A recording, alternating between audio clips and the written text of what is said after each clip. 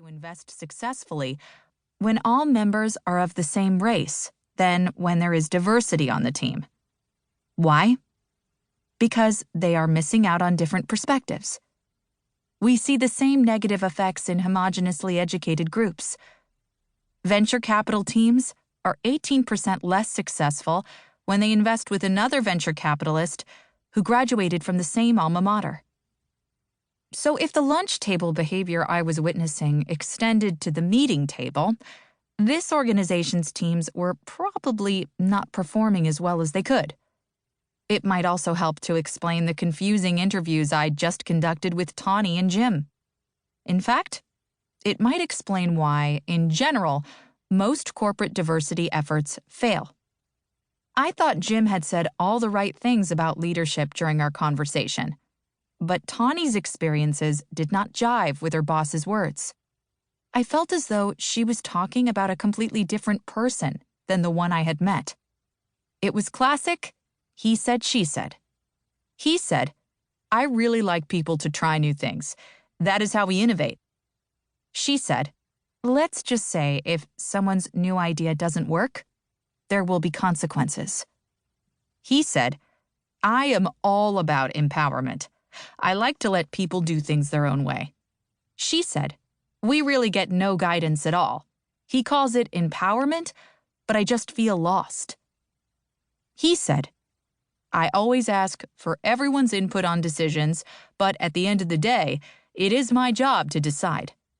She said, "I am allowed to be in the room and give my opinion, but I'm not really included because, in the end, my opinion never matters." Tawny wasn't done. She added that her performance wasn't recognized. She told me that she'd landed a large client, yet Jim had never even mentioned it. She also complained that she did not feel like part of the team. "In fact," she said, "there is no team. Just a bunch of people trying to outperform each other to please Jim.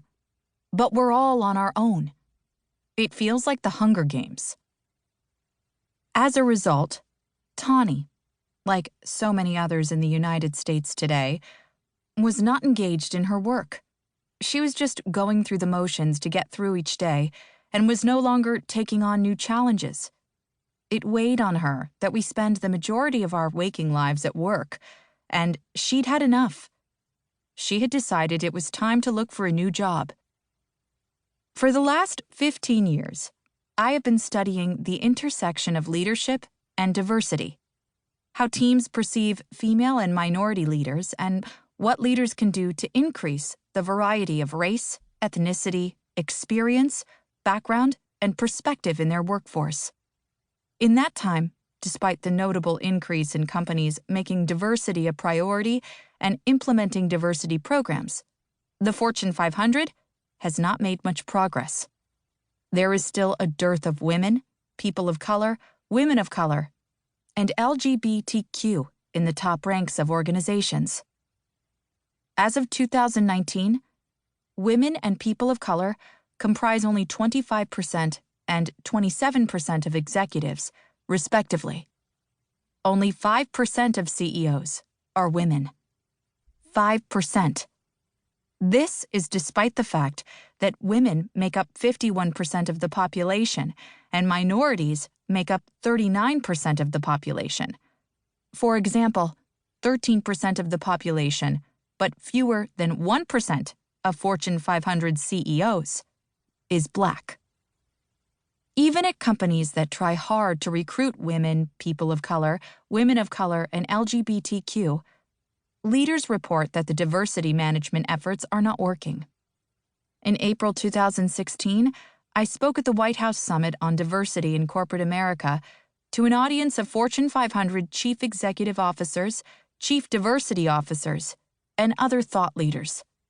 Our conversations made it clear that they, too, were struggling to get the most out of their diversity efforts. Their teams weren't bonding, their employees' engagement was low, and some employees felt excluded.